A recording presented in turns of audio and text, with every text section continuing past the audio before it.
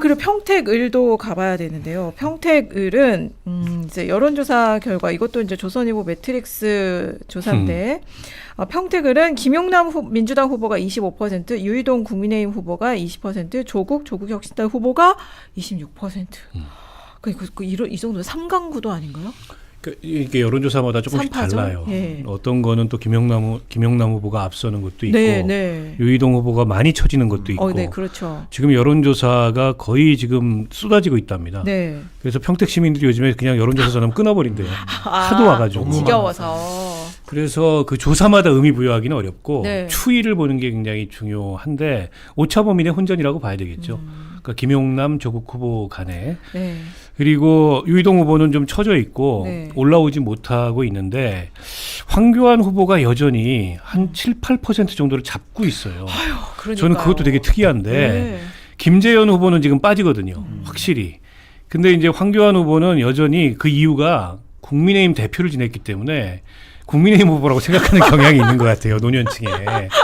그런데다가 그 기독교를 베이스로 한 네. 그런 극우 지지층이 있는 거죠. 완강한 지지층이. 교회를 이제 조직으로 한. 그래서 모르긴 몰라도 네. 유이동 후보 측은 상당히 고민일 거예요, 저게.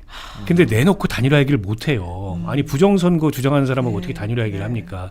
그냥 눈치껏 빠져주기를 기대하는데 이분이 눈치껏 빠져줄 사람이 아니에요.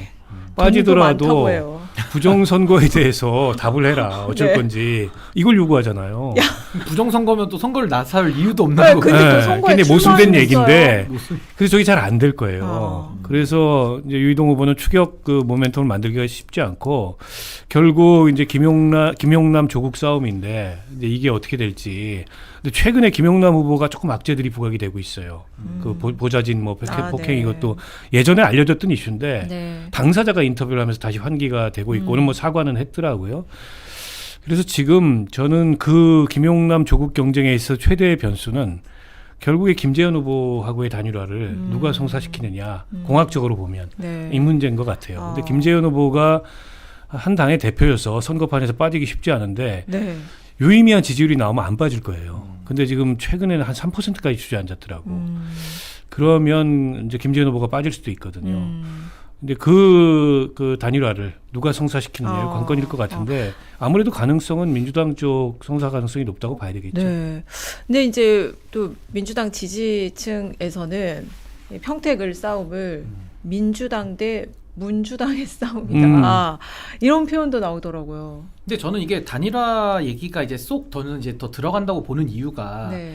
유이동 후보가 치고 올라오지를 못하고 있어요. 그러니까 3등인데 아무리 황교안 표를 엎어도 이 유권자층이 워낙 이질적이라서 여기도 표가 잘 안 섞이거든요. 그러니까 단일화에도 효과가 없어요. 근데 3등 후보를 맡겠다고 1등, 2등이 갑자기 단일화를 하는 거는 너무 희한하지 않습니까? 보통 단일화라는 건 1등 잡으려고 2, 3등이 합쳐가지고 이제 잡는 과거의 이제 DJP 모델을 이야기하는 건데 이거는 완전히 상황이 달라가지고 전 단일화도 그냥 하나의 어떤 기사거리에 불과하지 실질화되기는 매우 어렵다. 그리고 또 하나는 아까 뭐 민주당 대 문주당 이야기도 하셨습니다만은 이게 지금 민주당의 이재명 정부 성공을 바라는 그 실용 노선, 중도 확장 노선과 아니면 과거에 문재인 정부 하던 식으로 이념과 진영 논리를 강화해서 집토끼들 위주로만 하겠다라는 그 두 노선의 확연한 차이거든요. 그러니까 한쪽은 김용남, 한쪽은 조국. 이게 상징이 되고 있기 때문에 뭐 과거에 보시면은 그 친문 인사들 막 지금 뭐 백원 의원이나 이호철 전 수석 이런 분들이 막 조국 후보 막 지지하면서 막 나를 징계하라 막 이러고 있잖아요. 네.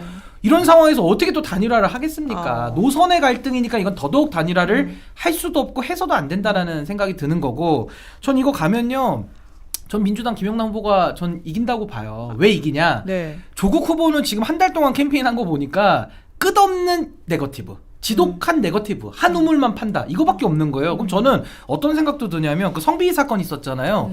아니 그것도 좀 한우물 파보시지. 그때는 그냥 막 엉성엉성하게 하고서 그냥 뭐 다 됐어요 이러고 어물쩍 넘어가던 분들이 이번에 보니까 김용남 하나 잡는 거는 아주 야물딱지게 끝까지 파더라고요. 그러니까 이런 것도 저는 좀 의아한 부분이 드는 거고 또 하나는 앞으로 이제 공식 선거운동 할 텐데 저는 조국 후보는 네거티브밖에는 지금 할 게 없거든요. 네. 그리고 검찰개혁 얘기 조금 할 거예요. 이거 외에는 다른 주제가 없는 사람인데 김용남 후보는 이제 여기도 좀 페이스를 지금 잡아가지고 이제는 뭐 반도체 얘기도 하고 뭐 평택항 얘기도 하고 교통 얘기도 하고 다양한 이야기거리를 지금 쏟아내고 있어요. 거기다 이제 주식시장 관련된 이야기도 아마 더 할 것 같은데 김용남 후보는 집권여당 소속이기 때문에 김용남의 공약은 이제 현실이 되잖아요. 근데 조국 후보의 공약은 뭐 공약도 잘 안 보이지만 그냥 약속에 불과한 거거든요. 그러니까 이런 것들이 저는 평택 발전론 차원에서는 전 시간은 이제 지나갈수록 저는 캠페인 면에서도 김용남 후보가 상당한 우위에 있다. 그래서 여론조사가 지금 이렇게 박빙으로 나오는 거는 김용남 후보 입장에서는 굉장히 잘 나오고 있다고 저는 봐야 돼요. 왜냐면 인지도 차이에서 조국 후보가 대권 주자인데 네. 이 정도까지 따라붙는 거는 상당히 저는 잘 나오고 있다라고 저는 보거든요. 그래서 실제 투표 결과는 좀 김용남 후보가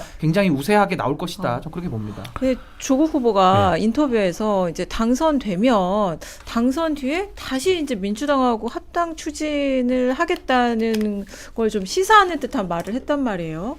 이게 효과가 있을까요? 그러니까 조국 후보가 내가 더 민주당 다운 후보다. 이제 이런 일종의 정체성 캠페인을 하다가 그게 효과가 크지 않다고 봐서 그런지 내가 당선되면 이제 연대 통합을 주도하겠다. 네. 약간 기조가 다른, 결이 다른 그런 캠페인 메시지를 꺼내 들었는데, 근데 그거를 조국 후보가 어떻게 주도를 하죠? 설사 당선이 돼도 네. 의석 12석의 정당의 대표가 의석이 150석이 넘는 거대 여당을 상대로 연대 통합을 주도한다는 거는 약간 좀 허풍에 가까운 얘기인데, 본인은 이제 대권 주자로서의 어떤 본인의 위상이나 어떤 이 민주 진보 진영에 어떻게 보면은 상당한 정치적 지분이나 이런 게 있는 적자다. 뭐 이런 거를 그런 걸 환기시키기 위해서 그 메시지를 꺼내 들었는지 모르겠는데 오히려 민주당 내부의 경계심만 더 자극하지 않을까. 네. 그런데다가 5기 민주정부를 앞장서 열겠다 이런 얘기를 했어요. 네. 그 보기에 따라서는 일종의 이제 대권 선언이에요. 네. 민주당에 들어가서 이 얘기를 근데 지금 대권 도전하겠다. 그러니까 지역 선거에 어울리지 않는 얘기인데다가 몇 명 비슷한 분이 개소식에서 했잖아요. 네. 뭐 개소식에서 약간 뭐 흥분된 분위기에 그렇게 할 수도 있다고 생각해요. 근데 조금만 생각해 보면 이거는 민주당 지지층을 견인하는 메시지로 보일 수도 있지만 거꾸로 조국 후보에 대해서 그렇게 썩 호의적인 평가를 갖고 있지 않은 그런 지지층의 경계심을 더 강화시키는 그런 메시지일 수 있기 때문에 양날의 칼이거든요. 근데 저거를 그냥 하더라고요. 그래서 여전히 캠페인 갈피를 잘 못 잡고 있구나. 그러니까 오히려 3당의 후보로서 어떻게 보면은 누가 여기서 당선되는 게 우리 진영을 확장하고 지금 이제 각종 개혁, 검찰 개혁을 비롯한 이재명 정부의 각종 개혁을 추진하는데 더 이제 힘이 되겠느냐. 이렇게 조금 정직하게 캠페인을 하면 모르겠는데 민주당 정체성 캠페인을 하다 안 되니까 이제 대권 도전 선언하고 내가 민주당에 들어가 가지고 거기 앞장서겠다 이렇게 얘기하니까 오히려 좀 너무 오버하는 거 아니냐.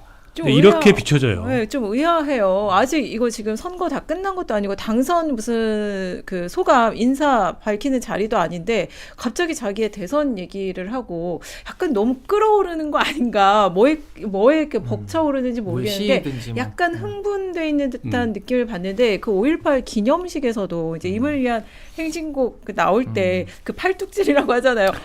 엄청 힘차게 하더라고요. 제가 전문가에서 하는데 데모를 많이 안 해봐서 그래요. 그러니까 옆에 그 선수 김재현 후보하고 너무 비교가 되는 거예요. 진짜 선수. 데모 해본 지 너무 오래돼가지고 저분이 이제 교수하고 공부하고 하는 동안에 데모 잘 안 해봤잖아요. 책으로 배우신 거 아니에요? 너무 어색한 대학교 1학년 같은. 네.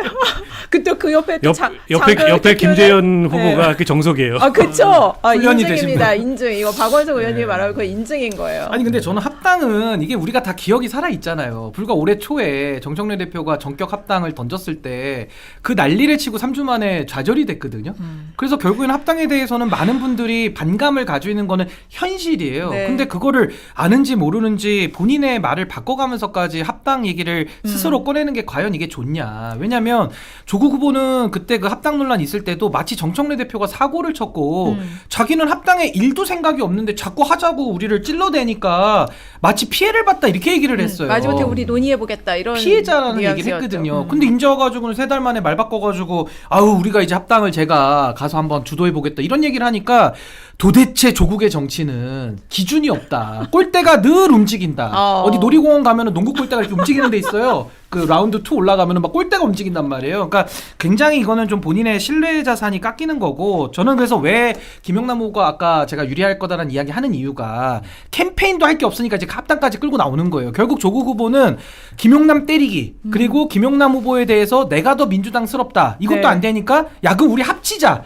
이렇게 해서 전통적으로 그냥 민주당의 표만 갉아먹겠다라는 그 전략 외에는 없는 거예요. 근데 문제는 지금 평택이 뜨거워졌잖아요. 네. 여기 투표율 제가 장담하건데 평소 투표율보다는 최소 5에서 10% 올라갈 거예요. 그렇지 않겠습니까? 네, 네. 그럼 당연히 줄투표 경향도 있고 중도에 계신 분들이 우르르 쏟아져 나오는 건데 그럼 중도 분들이 누굴 뽑을까요? 나 합당할 거야. 내가 더 민주당스러워. 말 바꾸는 조국 후보를 찍겠습니까? 아니면 민주당 후보인데 말을 하면 현실이 되는 김용남 후보를 찍겠습니까? 그 중도에 대한 지지율은 이재명 대통령 때문에 굉장히 민주당 쪽이 유리하게 형성돼 있고 이게 정청래 대표 체제하에서 지금의 민주당이 그 중도 지지를 못 받아 먹어서 문제지 김용남 후보 같은 보수에서 정체성을 가지고 오신 분들은 중도 확장이 너무 자연스러운 분이거든요. 네. 그리고 이분은 장동혁 체제가 싫은데 유이동 후보는 지지하고 싶은 분 이런 분들 망설이실 거 아니에요. 그러니까 그런 분들에 대한 일부 보수표도 김용남 후보는 받아낼 수 있는 좀 여건이 되는 분이기 때문에 저는 시간이 갈수록 아마 이제 실제 투표율과 실제 우리가 투표함을 열어보면 전 지금의 여론조사와는 좀 다른 결과가 저는 형성돼 있을 것이다. 전 거의 확신합니다. 네.